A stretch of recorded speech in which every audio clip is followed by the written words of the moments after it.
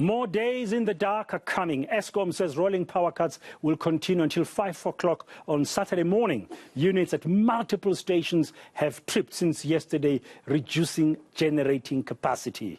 Now, our reporter, Pule Letshwiti-Jones, on the ground, speaking to some of the people affected, especially businesses. He joins us now from Tembisa in Ekurhuleni. Good afternoon, Pule Letshwiti-Jones. It must be pretty tough for small businesses when they face this kind of load shedding, because it does have direct impact on their operations. Seems like the next couple of days are going to be dark for them, Dan, indeed. And as you understand that this, of course, was due to a breakdown at Dimidupi, Unit 3, which is, of course, now the managers at Eskom are saying this is something that they're working on and there's been progression and they hope that it can be stabilized too. But subsequent to that, during the weekend, we do know that around 4 units, of course, had been were tripping and were causing problems as well. And this led to insufficient generation of power. But while this is the case, Eskom has had to tap into their reserves as well to try and ensure that they can get much energy to push and try to alleviate that challenge of load shedding. But it seems like they're not getting it quite correct as yet. And they're saying that over the next couple of days, they will be assessing whether the power stations as well as the units can come into play and ensure that they generate much power. So businesses and SMEs are not affected by the challenge of load shedding. But what I've done then, I've went to the street and speak to some of the business owners to try and find out how has this impacted them and whether this has a toll financially in terms of their income when it comes to revenue as well. I'm at Oliver's Place in Tembisa, and I'm going to be speaking to one of the role players and, of course, business entrepreneurs here of the area that we're in. Thank you very much for joining us at eNCA. Now, it's dark, we can see. And this, of course, is affecting stock as well. You sell beverages, but as well also making food. How does this impact you?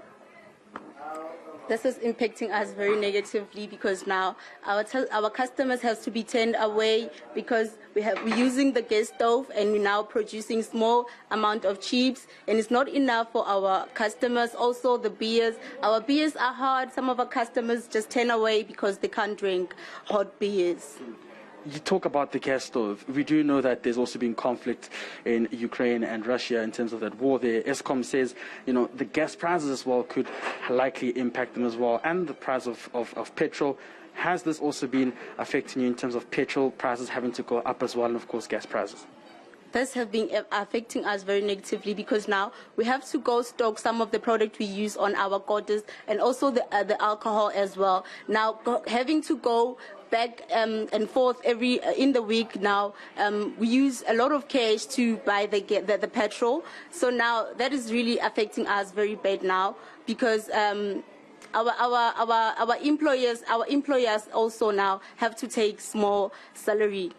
And that is really bad. I can imagine that's quite terrible, man. Now, in terms of alternative power generation, do you have any generators here to back you up when the load shedding trips in again and affects your business? We had one, but it's broken, so we are relying on the gas stove.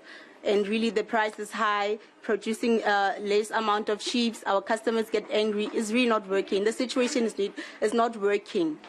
Well, I'm just going to try and zoom in and get into that gas stove there. As you can see, this is what some of these businesses are relying on, and to try and see how they can not have their business disrupted, but to use an alternative component of actually ensuring that they can generate power. We do understand that a bit earlier on there was a sort of generator that was being used here, but it trips, comes back on, and it seems as though the business may have to now go back to the drawing board and see how they can try to get a new generator, because what we understand, they had quite a few before, but they just all broke down, and it seems as though it's back to square one. What we understand is that Eskom says they will be trying by all means to ensure that they can get the power units back on track to try and generate electricity for the nation as well. But we have to see what will happen, Dan, in the next couple of days.